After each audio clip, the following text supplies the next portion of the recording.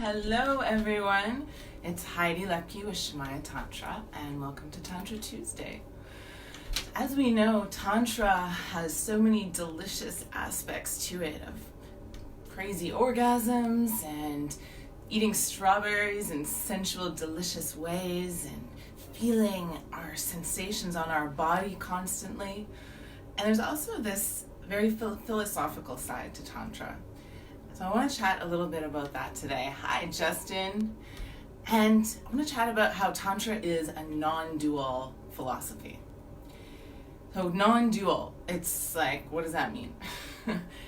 Non-dual is basically a way of putting our life in a blender, hitting the button, and then pouring it out upside down. So try this exercise. If you're at your computer, do a new Word document, or if you've got a piece of paper, write down a line down the center of your paper, and on the left side, write things that are spiritual, and on the right side, things that are not spiritual. So on your left side, you might have things like, being really compassionate, being able to hold space, always seeing the bright side, being an optimist, kindness. And on the right side of your page, you might have things like selfishness, or inability to listen, or self-centered, not being kind, not being compassionate, all the opposites of the things we put on the first side of the page. So you could fill this whole page up, non-spiritual, spiritual. And a lot of us were raised in communities or religions where if you weren't on the right side of that paper, bad things were going to happen. Like, I'm talking burning alive for eternity kinds of things. So that can be scary, a scary prospect that forces us over into the spiritual side of the page. And here's where Tantra makes things interesting. Because it's non-dual, it takes a line out of the center of your paper.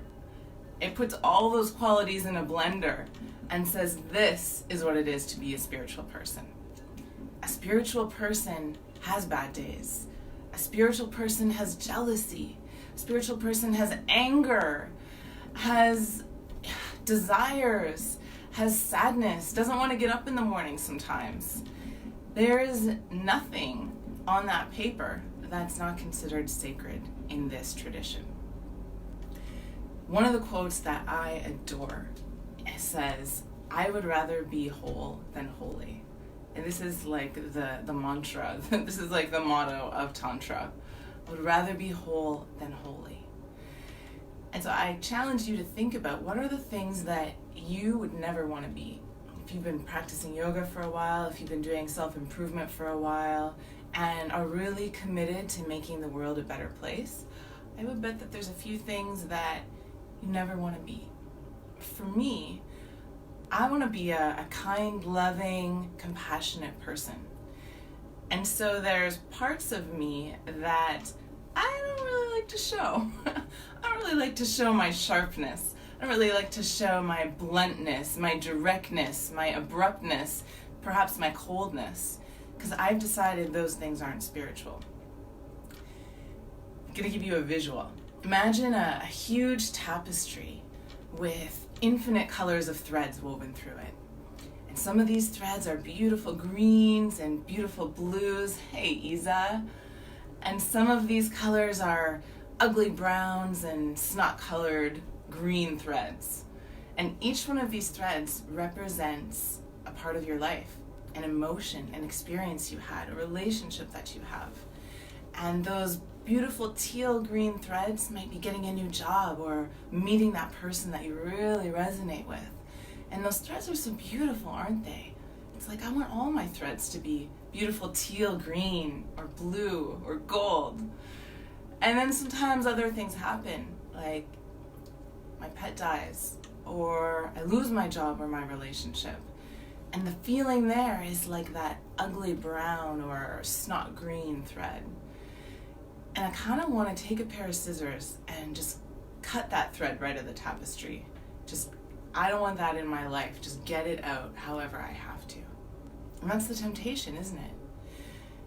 But imagine for a second that you could zoom out your vision so that you could see how all the threads interact together, how all of the pattern intermingles and forms in the big picture.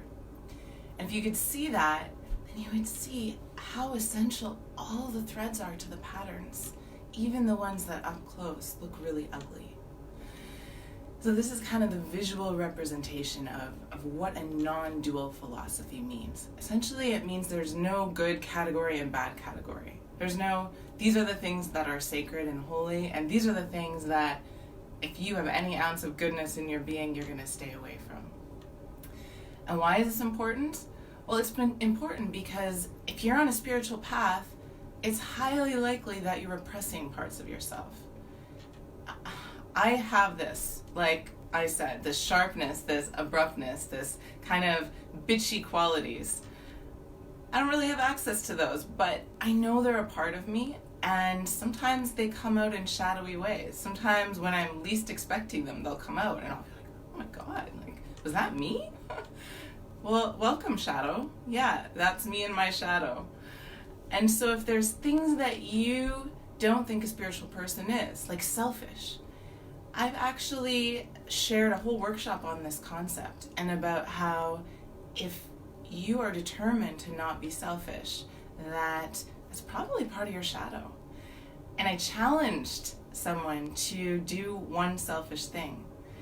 And I witnessed how deeply ingrained this fear of being bad is in us when even after the non-dual lecture, it was important for that person to reframe this action as an action of self-love, not of selfishness, because we can't even bear to be on the wrong side of that line, on the non-spiritual side, even for a moment.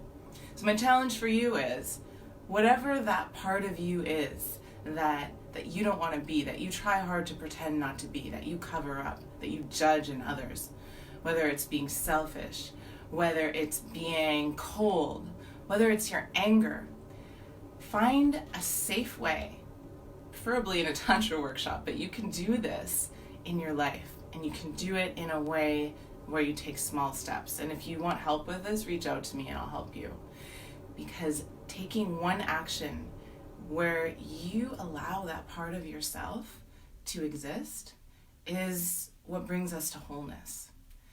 So we have to sacrifice our holiness sometimes to be whole. And that's what makes Tantra different from a lot of other traditions, is we're seeking wholeness.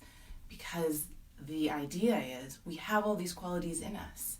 We're a microcosm of the macrocosm, which means if it's out there, if it's in that guy, it's in me. It's just a matter of how much I'm suppressing this or how much I've integrated it into my psyche.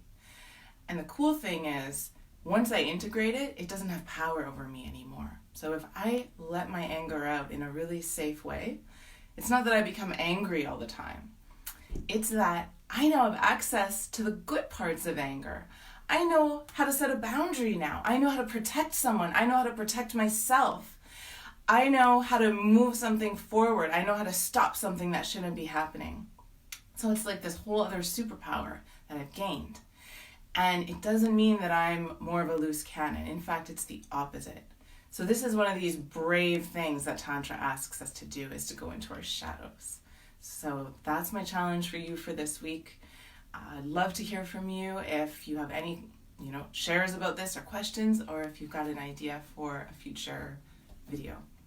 Have a beautiful day or night or afternoon wherever you are, and I'll see you next week.